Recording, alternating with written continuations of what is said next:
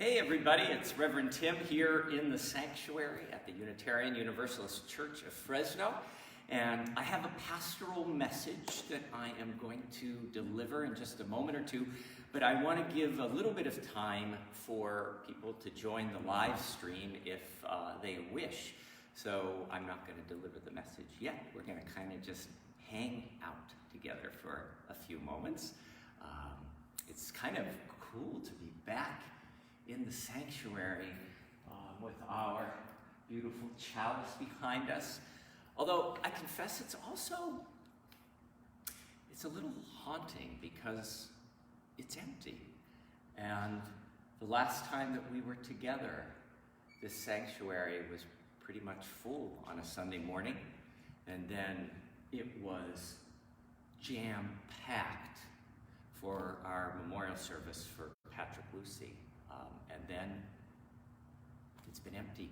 It's been empty for how many weeks now? So I think I'm going to deliver the message.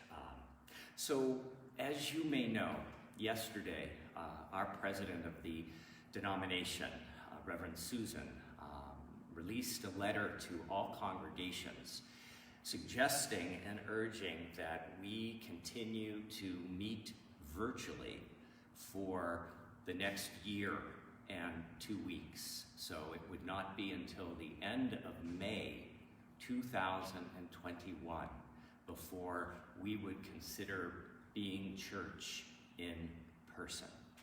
And I admit that's kind of staggering and stunning, and yet the denomination, the Unitarian Universalist Association, is suggesting this because our faith calls us to protect the most vulnerable among us. And as a congregation, there's so many members who are vulnerable for any number of reasons, because of age, because of health. And churches are, it's so terrifying to say, but churches are one of the most dangerous places in this age of COVID, because it's an intergenerational community at a time when we're being asked to not be together. It is, singing is now a dangerous act because it projects, it could project spit and the virus. And so there's so many factors that are going into the fact that we are being asked to keep our doors shut in person. But the thing is, we are not closed. The Unitarian Universalist Church of Fresno is not closed. We are open. We are doing church. We are loving each other. We are staying connected. We're just being church in a different way. We're being church virtually, and we are loving virtually. Dear ones, the building, as beautiful as it is not the church. We, the people, are the church. And we, the people, will be here this week, next week, the following week, the week after that, for the next 54 weeks. We will be together. And so that is my message.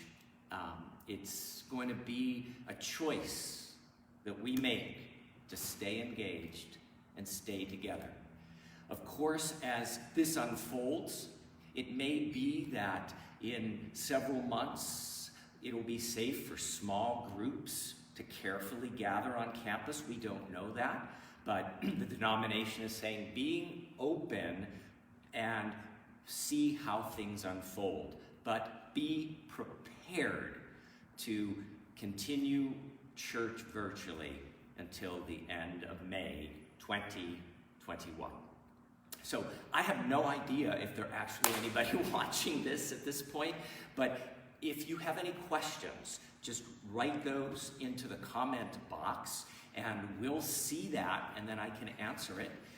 Or if there's anything you want to share with me, this is the time to write it in the comment box.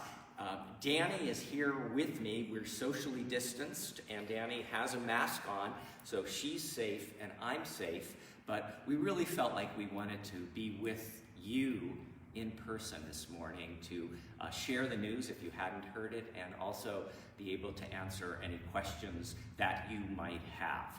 So, Danny, are there any questions in the comment box? So we don't have any questions, but we do have a couple of people commenting. Alicia says, we are being churched in a different way. I love this. We, the people, are the church. Amen. That's fabulous. That's great. All right. Alicia asked, are Chalice Circles ending in June?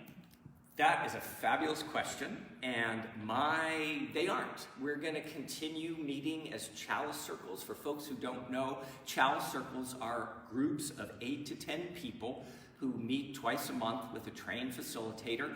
There are openings in Chalice Circles if you want to enter into that kind of close-knit community, and we're going to keep on going. We're going to keep on going for the next 54 months. 54 weeks. No, 54 weeks. Yes, not 54 months. Oh my God, give myself a startle.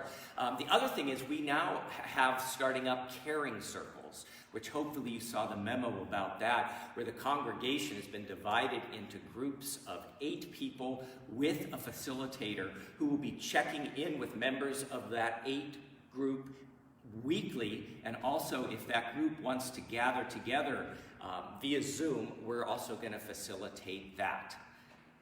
Any other comments or questions, Danny? Carolyn says, maybe this is the worst case scenario and things will be better before May 2021, question mark?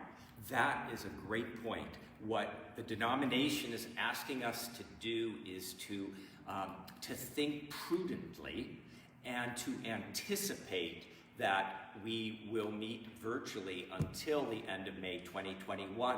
But we're going to stay flexible, and we're going to see how things unfold, because what's happening here in Fresno, for instance, is very different than what's happening in the Bay Area and what's happening in LA area in regards to COVID-19. So it's possible that we could re-engage and reopen sooner. It's possible.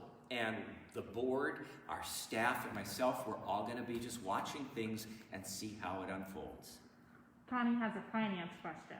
Okay. It says, how can we keep up with our mortgage payments when we're not able to recruit and maintain members?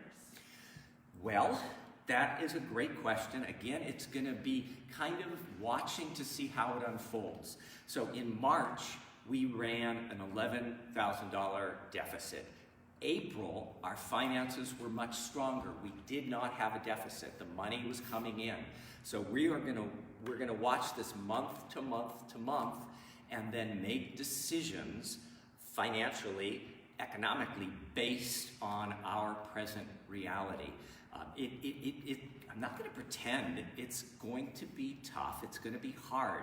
But as long as the congregation continues to financially support us, we will be able to sustain church. The board is committed to, and I am committed to, retaining our staff for as long as it is financially possible. And it's a journey, my dear ones. It's going to be a journey, week to week, month to month. We're carefully monitoring our finances. We will make responsible decisions, and we will be transparent, and we will keep you, our beloved congregation, informed as things unfold. So Lauren says, I'd imagine we do follow recommendations of local health and safety authority. If it's safe in Fresno, can we hold service? Great question, Lauren. If the city determines that it's safe to hold worship services, there are so many factors that we have to take into consideration. We'll have to take into consideration social distancing. And you look at our sanctuary, we can sit 360 people under normal conditions, but if we're separated by 6 feet by 6 feet by 6 feet, we're probably going to be able to get 20 to 25 people into the sanctuary. We wouldn't be able to sing because of the danger of spreading the virus. If we had musicians performing, they would need to be 6 feet apart and have to have plastic so that their singing didn't project any kind of spittle out forward. There are going to be so many factors, even if the city says it's safe. And there are economic ramifications to that, Lauren, that any room used on campus would have to be sanitized after its use. So if we had a service here in the sanctuary, the entire sanctuary would have to be sanitized. And so there's a cost to that. There's a staffing cost to that. One of the things that Governor Newsom said just this week is that if we return into the sanctuary, every seat has to be covered with plastic, and then that plastic has to be removed and thrown away after every service. So again, there's a cost, there's people power, and we got to ask ourselves, is it worth to go through all of that so that 20 people can experience worship in the sanctuary when the vast majority of the congregation is still sheltering in place? And that's a really important piece. And the staff has talked about this, and we've wrestled with it. Morally, our faith calls us to care first for the most vulnerable among us. And let's say we open up the doors in 6 months and we say, we're going to have church as usual. We're sending a message to come here, and we're sending a message to folks who need to be sheltering in place to come here. And that's a mixed message, and I'm going to risk saying I think that's an unethical message. And our faith needs to care about the most vulnerable.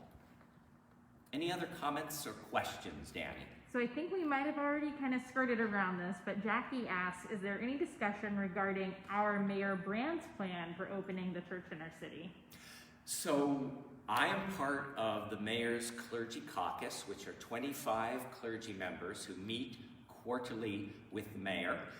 We had an emergency session this past week to begin discussing with both Mayor Brand and incoming Mayor Jerry Dyer what the plan will be for Fresno. And we are going to develop in conversation, in community with Mayor Brand and Mayor-elect Jerry Dyer, a process and a plan that the city will implement to be able to have churches begin to have worship in their sanctuaries. So there will be a protocol that will be put in place, and I'm delighted to be part of the group that's going to develop that. But again, it's going to be a case-by-case basis for each congregation.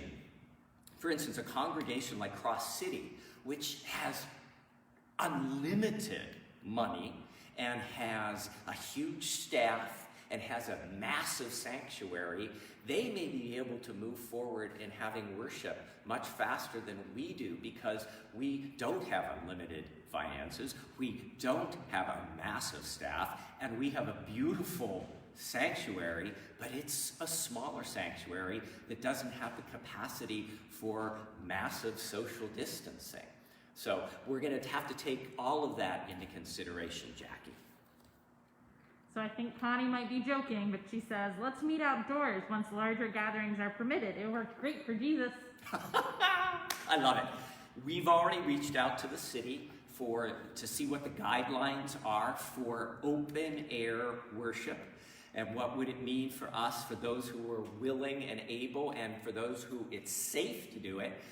What would it mean to bring lawn chairs and set them up outside in the parking lot and me stand there with a loudspeaker and the staff?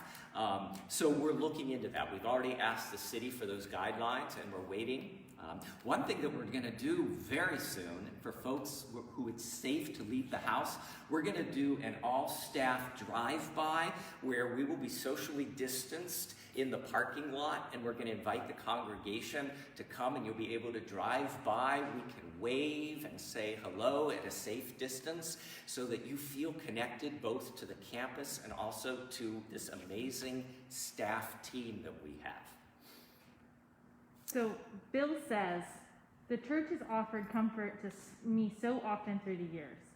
It's time to put my commitment to membership into action. What can we do as individuals to help see us through this? It's a great question, Bill, and I want to just first say thank you. Thank you for all that you have done for this congregation through the years.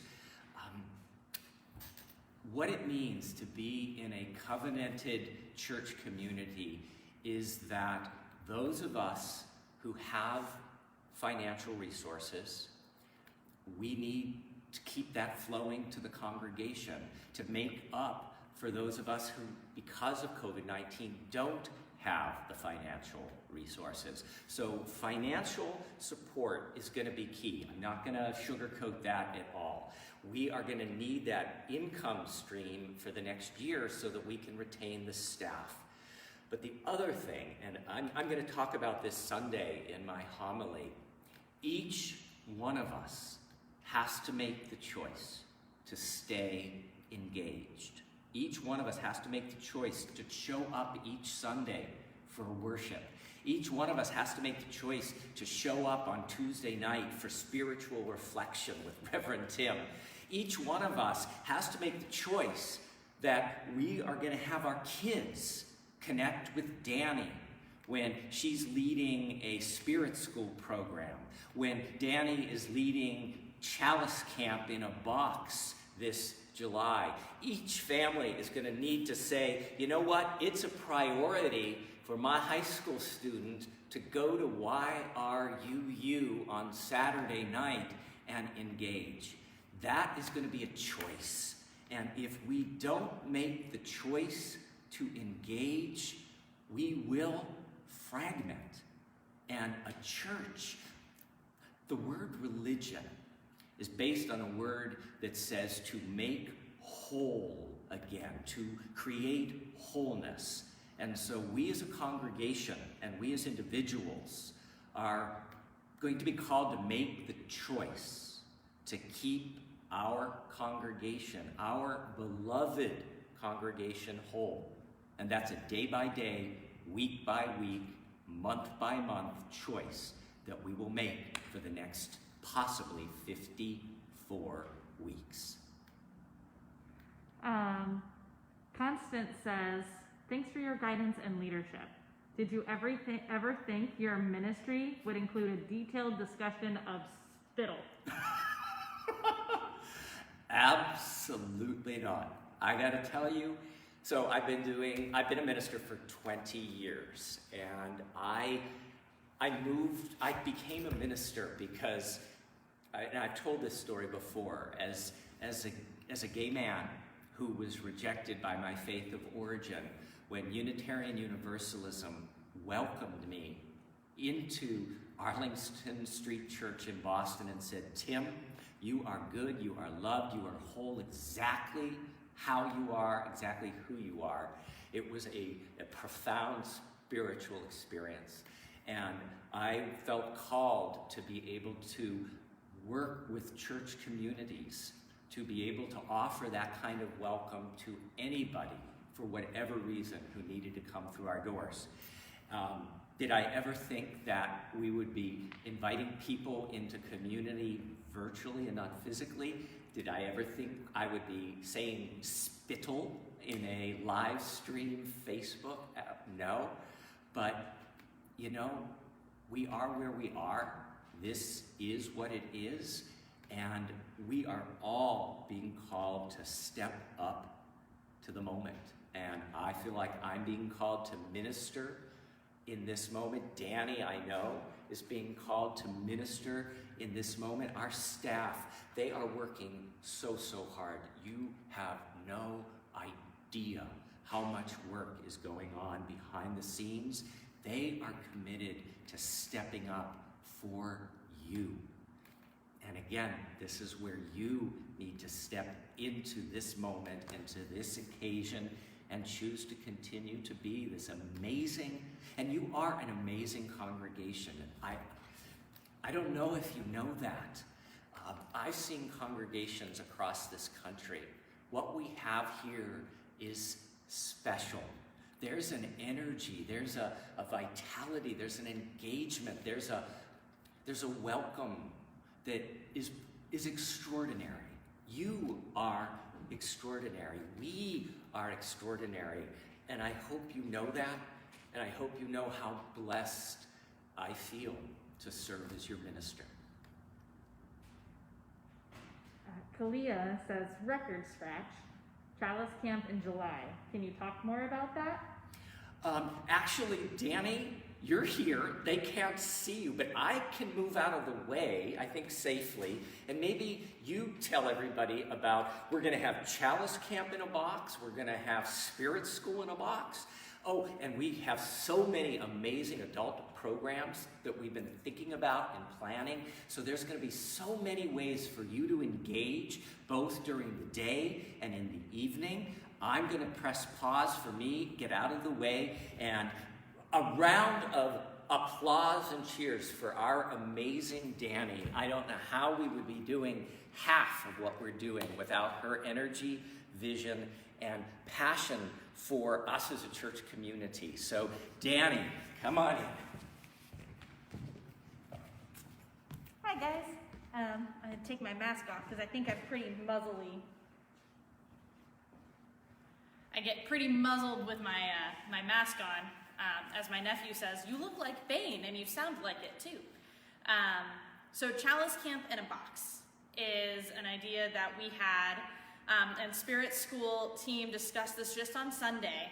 And what we're going to try to do is we're going to take activities and crafts and materials that we need and separate them so that all of them go into different components of a box, and each activity is individually packaged so that you can do the activities at home or on your own as a family, or if you want to do it, you can engage with us in Zoom to do it.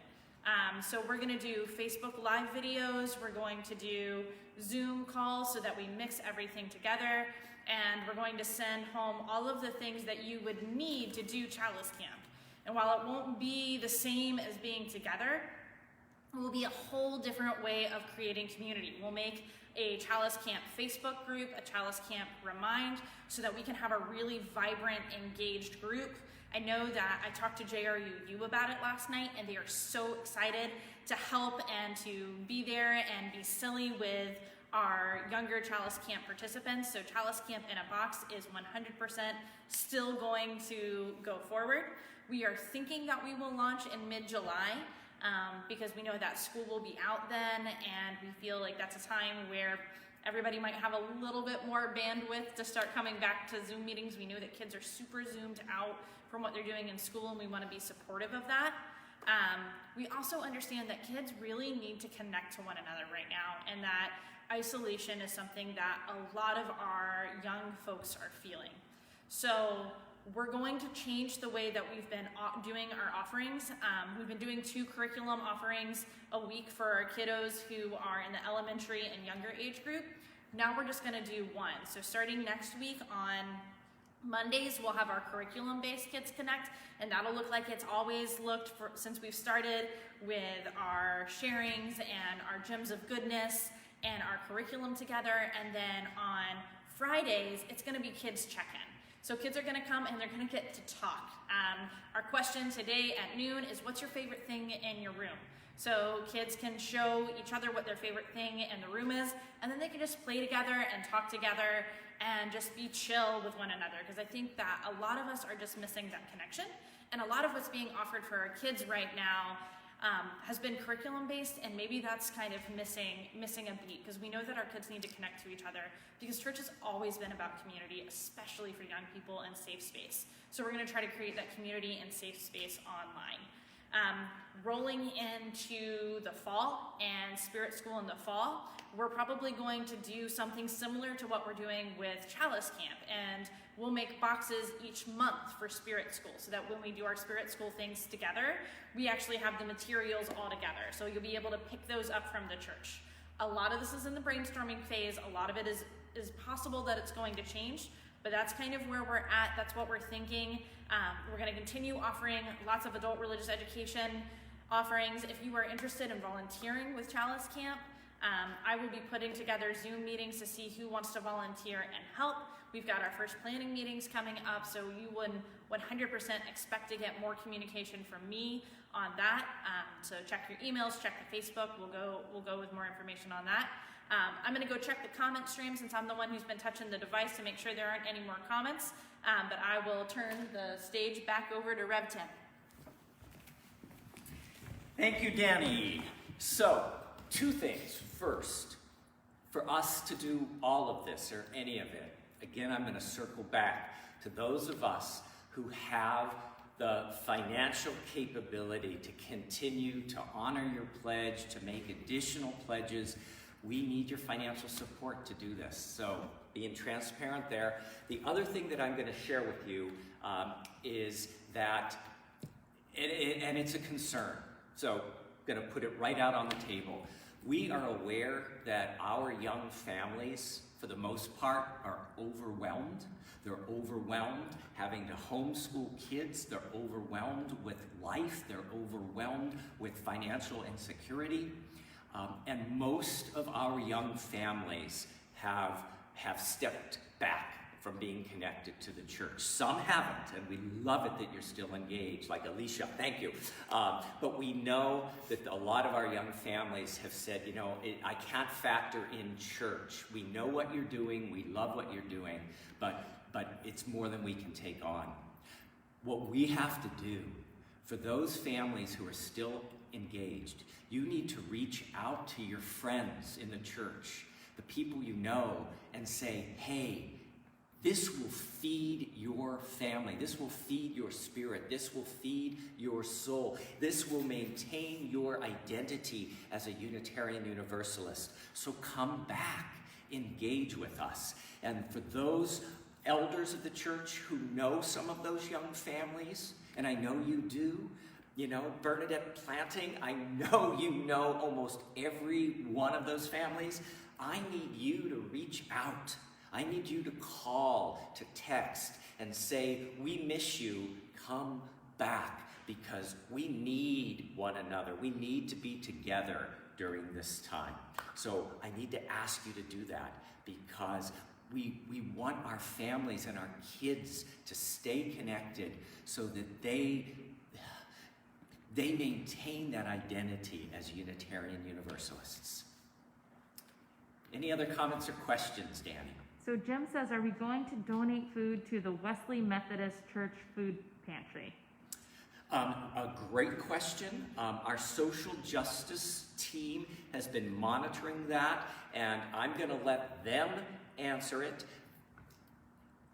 Oh, they're not here to answer that question, but I promise you we will get a detailed answer to that question, because we are aware that that vulnerable and underserved population beyond our walls is still there, and they're even more vulnerable and even more underserved than they were 2 months ago. Connie says, I saw a banner in front of another church announcing its Livestream Sunday services. Has that been considered being done at the UU? Great question. We haven't talked about it. I know that we've thought about it, and thank you for giving us a little prod.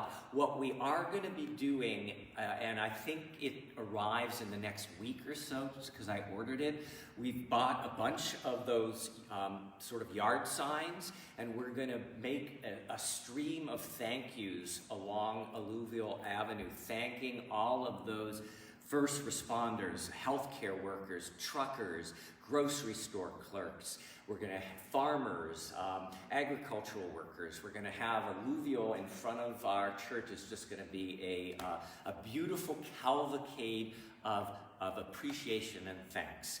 But I love the live stream banner idea, and we will get on that, not today because we're working very hard on worship, but we'll tackle that beginning Monday morning, I promise.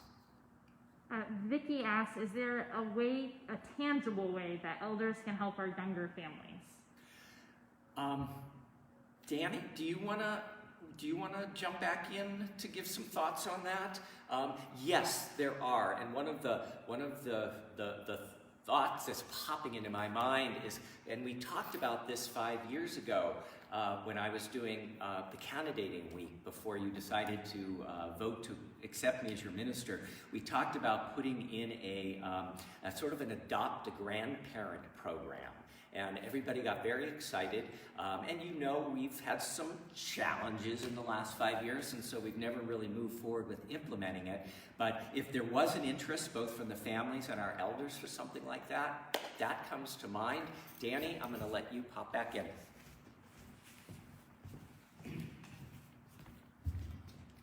Let me take off my Bane mask again. So I would say that the most important thing that elders can do to help young families is to reach out to them and help them know exactly how loved they are. One of the things that's so wonderful about being a kid in a UU church is that when you walk in and you see all of the faces that say, I am so happy you're here. And I'm sure we've all experienced it when we see a little one walking across and then like the light up of smiles, like a wave goes through. So reach out to the families that you know and, you know, tell them that they're loved. Reach out to them. Don't wait for us to put the adopt a grandparent in place. Go ahead and send an email or send a text or send a call, send a card. Kids love to get mail. The other thing you can do is you can serve on the Spirit School team. So you can come and give us your ideas, because I promise you that our brains are not going to think of everything that there is to do for young families and to serve families. So we would love your feedback. My inbox is always open. I may not always answer an email within a day, but I do read all of them, and I do bring them to our Spirit School leadership team beyond me. So as an elder, if you want to teach a class, if you want to be somebody who joins me for PJ Saturday mornings and you want to teach a skill, reach out and let's bring as many faces to the screen to help our kids see that they are loved in a really tangible way, because our kids are loved and it's important that they know that and they get told that every single day. I love that Danny offered that invitation to become part of the Spirit School team, but for our elders, I'm going to also say that all of our teams are continuing to meet. Our social justice team is meeting, our pastoral care team is meeting, our caring circles team is meeting, our environmental justice team is meeting. So if you haven't become part of a team, this might be a time when you could. So there's still so many ways to stay engaged. And I'm going to, again, just put a commercial for our Chalice Circles. If you're feeling a bit isolated and you want connection and community, Patty Bennett will help you get connected. Danny will help you get connected through our Chalice Circle program. And if it means we have to create 10 more Chalice Circles because there's that much interest, we'll do it for you. There's a comment, it was hopeful to hear the story of the flower communion being shared in the Nazi concentration camp. I'd be interested to learn about other times when people have managed to nurture their faith and connection under trying circumstances. Beautiful. Thank you for that suggestion. And we will be doing that. We will be doing sometime in the next, I would say 4 to 5 weeks probably, we're actually going to have a film that we're going to show during worship that shows how Unitarian Universalist congregations stepped up and reacted during the 1918-1919 flu pandemic. So we're going to get some direct history from 100 years ago when our congregations dealt with exactly what we're dealing with now. And I think this is probably a really good one to end on because it's our last comment. But Chloe says, will you ever run out of socks? I'm joking, I miss y'all. Oh no, I will never run out of socks. I will never confess how many I actually have. And you haven't even begun to scratch the surface of Rev Tim's Sunday socks. And for those who have been sending me socks as as gifts. I love it. I appreciate it. It makes my heart happy, and I will never, ever, ever say no to another pair of wild and wacky socks. So we are going to end. What I want to say is church is not closed. We're here. We're open. We're just church in a kind of different way. And know that you are loved. You are loved by your amazing staff. You are loved by your board of trustees that has been meeting twice a month during the pandemic to talk about the church, to make decisions about the church, to lead the congregation. Oh my gosh, you are so lucky. Your executive team on the board is Ida Jones, Darcy Williams, and Lisa Lindsay. They are like the holy trinity of Unitarian Universalism. So the board loves you. And I'm going to end by saying I love you. I hold you in my heart. I hold you in my prayers. You are always with me, and I'm always sending you my love. And so that love from all of us and to all of us will sustain us this week, next month, and possibly for the next 54 weeks. Go now in peace. May you leave this place knowing you are good and knowing you are loved. Take your love and share it with the world. Stay safe. Stay safe until we meet again. And may the longtime sun shine upon you. All love surround you. And that pure light that is within you guide your way on. Blessed be. Amen.